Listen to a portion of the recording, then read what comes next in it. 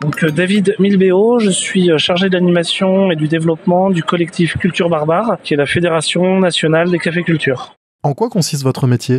Mon métier consiste à animer le réseau Culture Barbare, c'est-à-dire accompagner les adhérents sur différentes questions, notamment sur les questions culturelles, sociétales et économiques, d'avoir un travail en direction des collectivités territoriales et plus particulièrement les mairies pour mettre en place des conseils de la nuit, de l'accompagnement, de la structuration, notamment sur les questions de nuisances sonores. Comment en êtes-vous venu à travailler dans la culture ? Quel est votre parcours ? Alors le secteur culturel, ça fait un petit moment. Moi, mon parcours, c'est un master 2, DESS à l'époque, communication et développement des territoires. J'ai commencé dans une mairie pendant 2 ans dans un service culturel, puis chargé de diffusion de compagnie de théâtre pour enfants, et je suis arrivé à Culture Barbare il y a plus de 8 ans. Comment imaginez-vous votre avenir professionnel dans le contexte actuel ?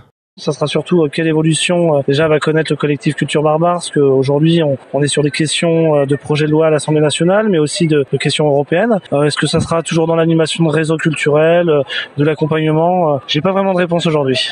Comment le phénomène de transformation digitale impacte-t-il votre métier ?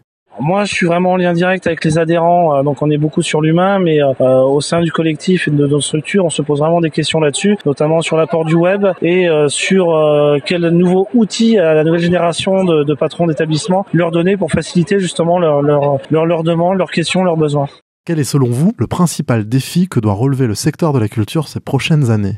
Il y a un défi économique, il y a un défi de révolution au niveau de la pensée pour savoir comment s'adapter justement à ces problématiques économiques et puis aussi sociétales, parce qu'on voit que ça bouge, pas forcément toujours dans le bon sens. Donc vraiment se poser et se doter d'outils d'évaluation aussi des dispositifs, parce que c'est souvent ce qu'on oublie.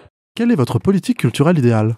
Alors une politique culturelle idéale, je ne sais pas, parce que on peut pas faire un copier-coller de ce qui se passe à Nantes, à Lille ou Toulouse. Les contextes sont différents, les patrimoines sont différents, donc je ne pense pas qu'il y a une recette miracle selon les villes.